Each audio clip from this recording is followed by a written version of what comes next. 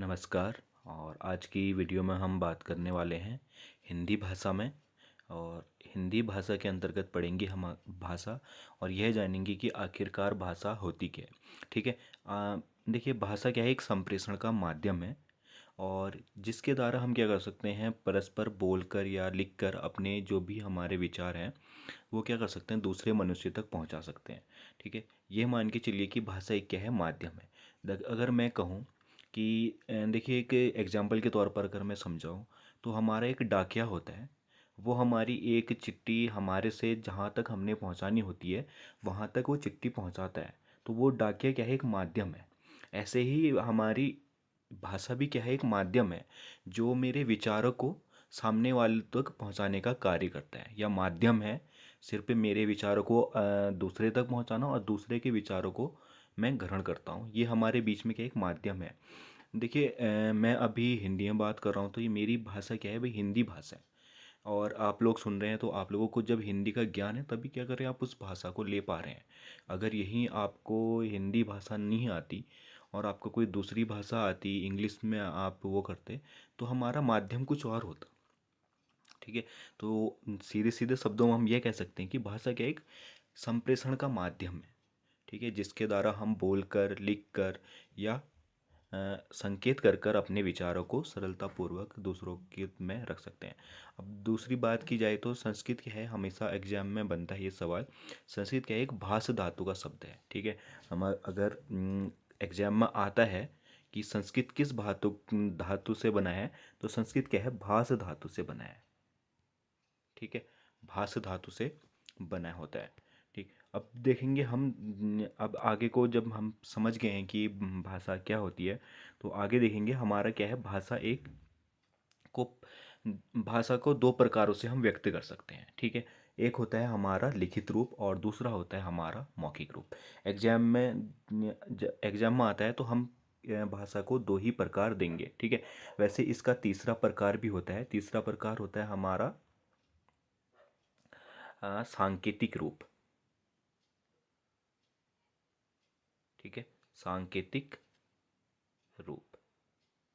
अगर मैं बात करूं लिखित रूप की, तो लिखित रूप क्या है, मैं अपने भाषा को जो भी है उसको लिख कर क्या कर रहा हूँ, रिप्रेजेंट कर रहा हूँ, या अपने किसी के सामने रख रहा हूँ।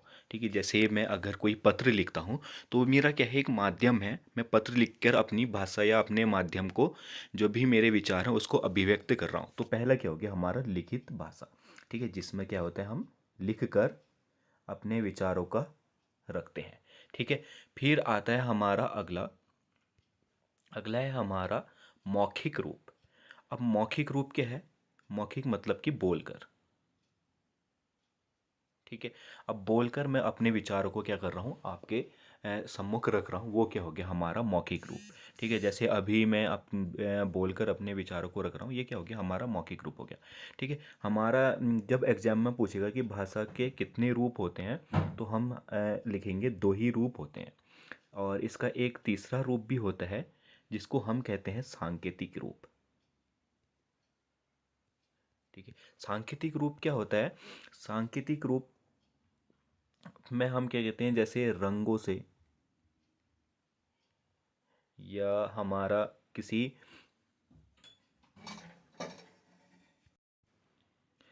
किसी चिन्हों के द्वारा क्या होता है, भाषा का निर्धारण होता है। ठीक है। हमने क्या बात की इसमें, सांकेतिक भाषा की। ठीक है। सांकेतिक भाषा में हमने कहा कि या तो क्या होगा, हमारा चिन्हों द्वारा, या हमारा रंगों से हो सकता है। ठीक है। या फिर कोई भी चीज़ संकेत करके।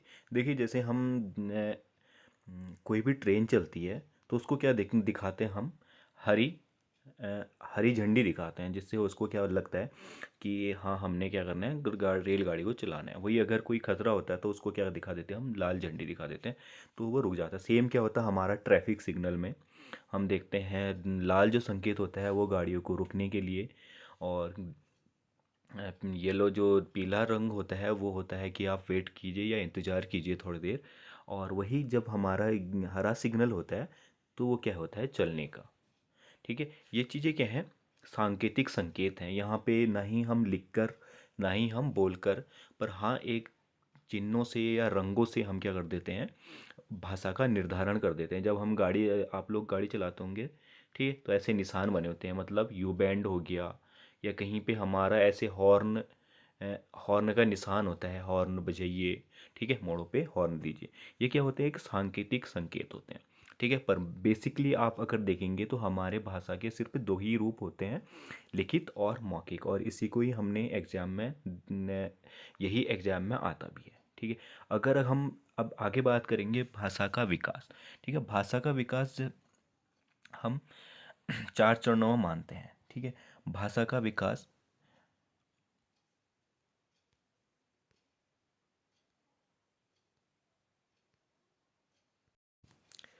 भाषा का विकास हमारा होता है चार चरणों में। पहला है हमारा आंगिक भाषा, ठीक है। अब आंगिक भाषा को समझते हैं, ठीक है। जब हमारा मनुष्य क्या हुआ था, अ, इसका विकास हुआ था किससे, हमारा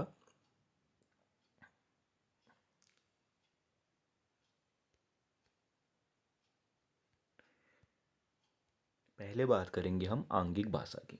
अब आंगिक भाषा क्या होता है, आंगिक भाषा मतलब जब हमारा मनुष्य वि क्या था, विकास में था, ठीक है। तो शुरुआत में तो इनको क्या हुआ, भाषा कोई भी भाषा नहीं थी, ठीक है। इनने धीरे धीरे अपना क्या किया, विकास किया मनुष्य ने, ठीक है। तो उस सबसे पहले जब इनको भाषा का भाषा प्रयोग करने की ज़रूरत पड़ी होगी, तो इनने क्या किया, आंगिक भाषा का मतलब कि हाव भाव से, हाथों जो आंगिक मतलब होते हैं अंग, ठीक है। अंग, कोई भी हमारी बॉडी के जो अंग है उनसे क्या करना, भाषा का प्रदर्शन करना, ठीक है। अभी एक सिंपल तौर पे अगर मैं समझाऊं, तो एक बच्चे का जन्म होता है, जब बच्चे का जन्म होता है तो वो क्या होता है, एक जब वो शिशु होता है, ठीक है, तो सबसे पहले वो कोई भी भाषा सीखता है तो पहले क्या, हमारा हाव भाव से हमें, या अंगों से, या हाथ पैर मार के, रो के, जब उसको कुछ चाहिए होता है तो ज़मीन में लोट पोट के, हाथ पैर मार के, तो इन चीज़ों से क्या करता है, अंगों के द्वारा अपनी भाषा का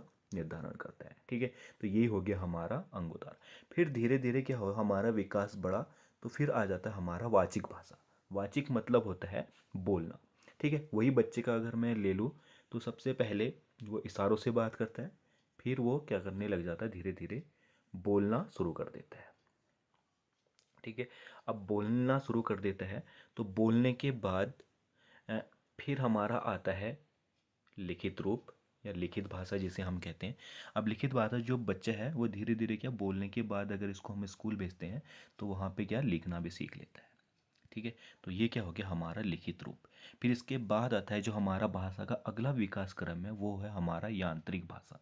यांत्रिक भाषा क्या होती है, हमारी एडवांस मशीनी भाषा, ठीक है। यंत्रों की भाषा इसको हम कहते हैं, ठीक है। ये क्या हो गया, हमारा भाषा का विकास क्रम, ठीक है। उम्मीद करता हूँ आप समझ गए होंगे। आंगिक मतलब हो गया अंगों से या हाव भाव से अपनी भाषा को प्रकट करना, वाचिक हो गया साफ सुथरा बोल के, और लिखित हो गया हमारा लिखना, ठीक है। जब हमारे मनुष्य का विकास हुआ था तो उसने धीरे धीरे विकास किया था, एक बारी में विकास नहीं किया था, ठीक है। जब उसने शुरुआत में उसको भाषा की ज़रूरत पड़ी होगी, या उसको किसी और के साथ अपने विचार रखने या उसके विचारों को सुनने की ज़रूरत पड़ी होगी, तो उसने पहले क्या किया, अपने अंगों के द्वारा अपनी भाषा को रखा, ठीक है। फिर वो धीरे धीरे उनने बोलना सीखा, ठीक। तो वो बोल के अपना क्या करते हैं, विचारों को रखते हैं। फिर आता है हमारा लिखना, ठीक है। जैसे हमारे सिंधु सभ्यता में हमें लिखित अ, लिखावट भी मिली है कई जगह पे, पर वो ऐसी भाषा में लिखा गया है जो हम अभी तक पढ़ नहीं पाए, ठीक है। वो क्या होगी, हमारी लिखित भाषा। पर उस समय का जब सिंधु घाटी सभ्यता थी, तो उस समय के लोग तो पढ़ते ही होंगे, ठीक है। तो ये क्या हो गया, हमारा लिखित, धीरे धीरे हमारा लिखना हो गया शुरू। फिर अभी जो आधुनिक भाषा है वो होगी हमारी आयांत्रिक भाषा, ठीक है। ये हो गया हमारा भाषा का विकास, ठीक है। अब कोई भी भाषा जो होती है हमारी, उसका क्रम क्या होता है, कोई भी भाषा अगर मैं भाषा कहूँ तो वो पहले होती है बोली के क्रम में, ठीक है। कोई भी भाषा पहले बोली होगी, फिर उसका जब विकास होगा तो वो क्या हो जाएगी, उपबोली, और उपबोली के बाद बनती है हमारी भाषा, ठीक। अगर मैं बेसिकली कहूँ तो मैं अभी कुमाऊँ में रहता हूँ, ठीक है। कुमाऊँ में कौन सी है हमारी, ठीक है, कुमाऊँ के काली कुमाऊँ में रहता हूँ, मान लेते हैं हम कि कुमाऊँ के काली कुमाऊँ में। अब काली कुमाऊँ में हमारी कौन सी बोली जाती है, काली कुमाऊनी बोली, ठीक है। ये क्या होगी, बोली होगी काली कुमाऊनी, ठीक है। अब इसकी मैं उपभाषा कहूँ तो कुमाऊनी होगी उपभाषा, ठीक है। पर अगर हमारी भाषा कहूँ तो हमारी भाषा कौन सी होगी? हिंदी। ये क्या होता है? हमारा विकास होता है। कोई भी बोली पहले एक छोटे क्षेत्र में क्या होती है? बोली बोली जाती है, ठीक है। फिर वो धीरे धीरे विकास करती है तो वो क्या किस में जाती है? उपबोली में, ठीक है। कोई भी बोली पहले विकास करती है तो उपबोली में जाएगी और वो धीरे धीरे विकास करके फिर कहाँ जाएगी? हमारा भाषा में। ये क्या होता है? इसका विकास क्रम होता है। कोई भी भाषा डायरेक्ट भाषा नहीं बनती। सबसे पहले वह बोली होती है, फिर उसके बाद उपबोली होती है और भाषा बनती है, ठीक है। भाषा का अपना क्या होता है? व्याकरण होता है, ठीक है। अपना क्या होता है? व्याकरण होता है। बोली और उपबोली का व्याकरण नहीं होता है, ठीक है। और व्याकरण व्याकरण का अर्थ होता है व्याकृत या संश्लेषित करना, ठीक है। अब देखो भाषा के क्या होते हैं? प्रमुख अंग होते हैं, ठीक है। हमारा हमेशा एक सवाल बनता है एग्जाम में कि भाषा की सबसे छोटी इकाई कौन सी है? सो सबसे छोटी इकाई है हमारी वर्ण, ठीक है। देखिए वर्ण क्या है? आप हमारे ओ, जैसे मैं ओ कहूँ, ये क्या है? हमारा वर्ण है। इसी के साथ साथ मैं कहूँ आ, तो ये भी क्या है? वर्ण है, ठीक है। ई कहूँ, ये भी क्या है? वर्ण है। सीधे सीधे सिंपल में कहूँ मैं, हमारे सारे स्वर, ठीक है, और व्यंजन और हमारे अयोगवा, ठीक है। ये क्या है? हमारे भाषा की सबसे छोटी इकाई वर्ण है, ठीक है। जैसे मैं स्वर में कहूँ तो हमारे स्वर में होगी क्या? सॉरी, स्वर हो गया हमारे ओ, आ, ई और बड़ी ई, ऊ, ठीक है। यहाँ से हमारा आउ तक के जितने भी स्वर हो गए, ठीक है। ये क्या हो गए? हमारे वर्ण। अगर मैं यही व्यंजन की बात करूँ तो हमारा हो गया क, ख, ग, ठीक है। और ये हमारे कहाँ तक जाते हैं?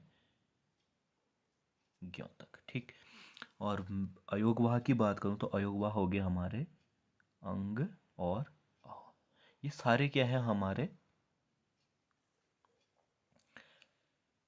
वर्ण है, ठीक है। अब ये क्या हो गए? हमारे वर्ण। और भाषा की सबसे छोटी इकाई भी होती है वर्ण, क्योंकि हमारे देखिए किसी भी अ, भाषा या किसी भी शब्द की शुरुआत किससे होगी? हमारे वर्ण से, ठीक है। जैसे मैं अगर कहूँ राम, ठीक है, तो राम क्या है? पहला एक क्या आ गया? हमारा, ठीक है, राम हो गया। अगर मैं इसको तोड़ूं, ठीक है, तो ये किससे बना है? रॉ प्लस ओ, आ प्लस मो प्लस ओ, ठीक है। ये ऐसे बना है, ठीक है। मतलब छोटे छोटे क्या है? वर्णों से मिलके बना है, ठीक है। छोटे छोटे वर्णों से मिलकर हमारा कौन सा बना है? राम। और इसको क्या कहते हैं हम? शब्द, ठीक हो गया। भाषा की सबसे छोटी इकाई होगी हमारा वर्ण, और वर्ण के ही योग से मिलके बना होता है शब्द, ठीक है। जैसे मैंने कहा राम, ये क्या है? बहुत से वर्णों का योग है, एक से अधिक वर्णों का योग, ठीक है। और वो योग कैसा होना चाहिए? सार्थक, ठीक है, सार्थक होना चाहिए, ठीक है। ऐसा नहीं कि मैंने कुछ भी लिख दिया, ठीक है, कुछ भी वर्ण लिख दिए। जैसे मैं कहूँ ओ, आ, मैंने इन दोनों को मिला दिया और मैं कहूँ ये क्या है? शब्द है एक। ये एक शब्द नहीं है। हाल देखिए, वर्ण दोनों ही हैं, ठीक है, पर ये एक शब्द नहीं होगा, क्योंकि हमें क्या चाहिए? सार्थक शब्द। जैसे मैं कहूँ मोहन, ठीक है, ये क्या है? एक सार्थक शब्द है, ठीक है। तो ये क्या हो गया? हमारा शब्द। फिर अभी इन्हीं शब्दों के मेल से क्या बनेगा? ठीक है, पहले हमने पढ़ा कि वर्णों के मेल से क्या बनता है, ठीक है। सबसे भाषा की सबसे छोटी इकाई होगी वर्ण, और वर्ण के सार्थक क्रम से क्या बनता है? हमारा शब्द। और शब्द के ही सार्थक क्रम के समूह से हमारा क्या बनता है? वाक्य, ठीक है। जैसे मैं कहूँ राम ने रावण को मारा, ठीक है। राम ने रावण को मारा, ये क्या है? एक शब्दों का सार्थक क्रम है, ठीक है, शब्दों के सार्थक क्रम से ही क्या बनते हैं हमारे वाक्य। ठीक है, अब मैं इसको उल्टा सुल्टा लिख दूं, मारा, राम, रावण। ठीक है, ये क्या है, कोई संजोग नहीं बनता इसका, नहीं ये कोई हमें, इसका कोई हमें अर्थ समझ में नहीं आएगा। ठीक है, वही अगर मैं बात करूं, राम ने रावण को मारा, ये क्या है, एक सार्थक क्रम है, और इसी को क्या कहते हैं हम, वाक्य। ठीक है, तो आज के इस चैप्टर में हम इतना ही पढ़ेंगे। इसमें इसमें हमने पढ़ा भाषा, और भाषा का विकास क्रम देखा हमने, भाषा की छोटी इकाई, और शब्द किसे कहते हैं और वाक्य किसे कहते हैं ये जाना। अब अगले भाग में देखेंगे इससे आगे का। अगर आप लोगों को वीडियो पसंद आई होगी तो इसको लाइक कर देना और चैनल को सब्सक्राइब कर देना, और साथ ही अपने दोस्तों को साथ शेयर ज़रूर कर देना, और मुझे कमेंट सेक्शन में ज़रूर बता देना कि वीडियो आपको कैसी लगी। तब तक के लिए मिलते हैं अगली वीडियो में, बाय।